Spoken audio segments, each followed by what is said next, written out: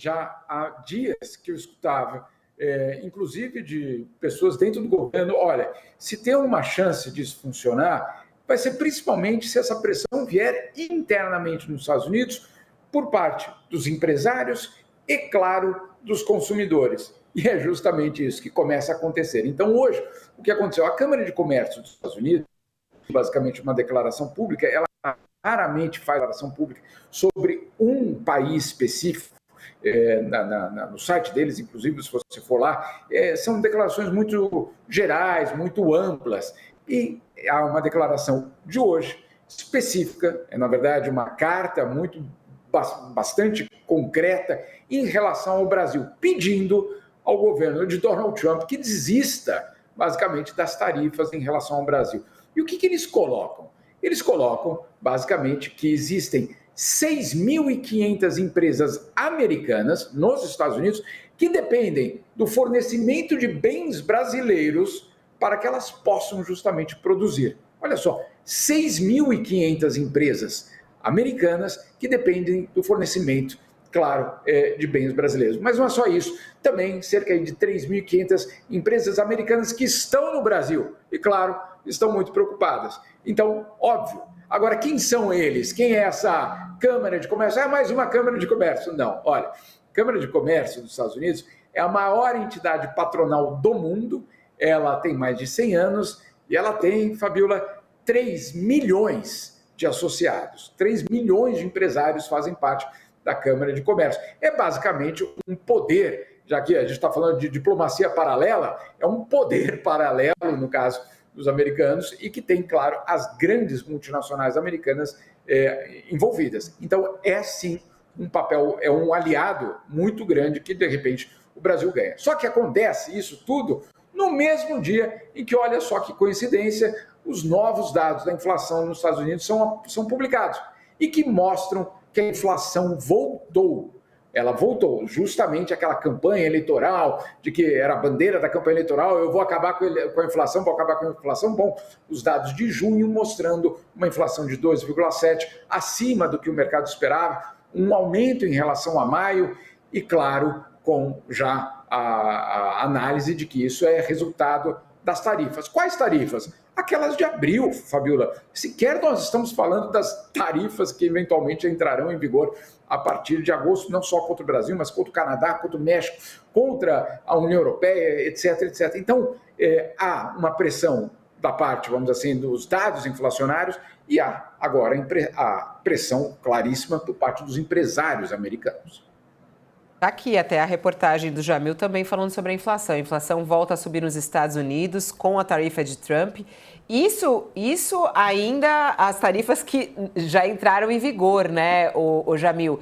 Com essas tarifas de 50% e essas outras que ele anunciou, né? Porque ontem ele também fez a tarifa para a Rússia, a gente não sabe o quanto isso vai ou não para frente, entre outras tarifas que ele tem ameaçado. Qual é a expectativa de inflação, de aumento de inflação aí nos Estados Unidos, caso todas essas tarifas aí, que são como uma ameaça feitas por ele, elas entrarem em vigor?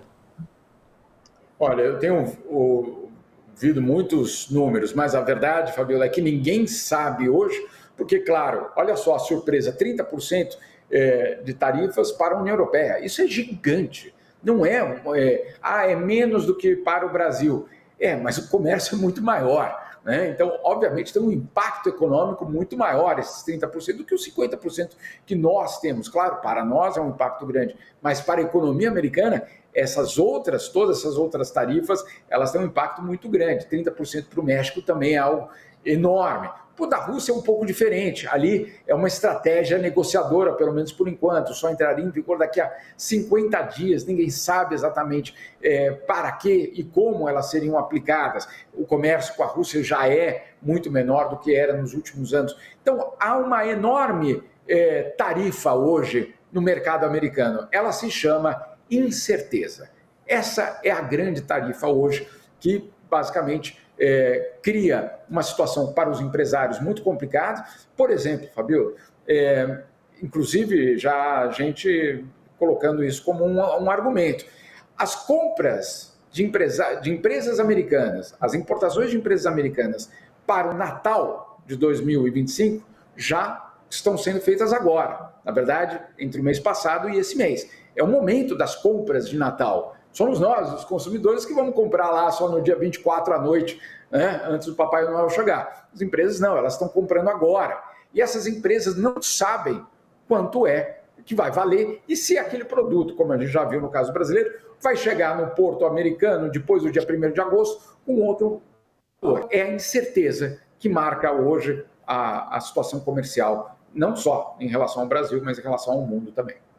Vamos ao intervalo para quem está conosco na TV e a gente continua falando sobre essa negociação entre Brasil e os Estados Unidos, a pressão que acontece neste momento sobre Donald Trump, para que ele volte atrás. Será que ele volta? Vamos lá, aqui pelo YouTube. Josias, você acredita também que esse talvez seja o caminho, não o melhor caminho, mas talvez o que tenha o melhor resultado, a pressão interna dos Estados Unidos, com esses dados que o Jamil nos traz, isso pode ajudar o Brasil nessa negociação, inclusive? Não só eu creio que essa deve ser parte da estratégia, como o negociador brasileiro, o coordenador desse comitê formado pelo Lula, o Geraldo Alckmin, inclui essa estratégia, Fabiola, no epicentro da sua movimentação. A pressão para buscar aliados domésticos dentro dos Estados Unidos está, como disse, no epicentro da estratégia que foi esboçada pelo governo e que está agora sendo implementada sob a coordenação do Geraldo Alckmin. O governo está estimulando as empresas brasileiras e ontem era esse o plano que estava sendo esboçado ali no Ministério do Desenvolvimento Industrial, que é conduzido pelo vice-presidente Alckmin. A estratégia é estimular as empresas brasileiras a intensificarem o diálogo com os seus clientes, as empresas que compram produtos brasileiros nos Estados Unidos, e o que se deseja é mostrar que é uma obviedade, aliás, os americanos já sabem, a própria notícia que nos traz o Jamil mostra isso, eles não ignoram a realidade, não é? Obviamente, a tarifa imposta ao Brasil pelo Trump, ela vai prejudicar também os importadores americanos.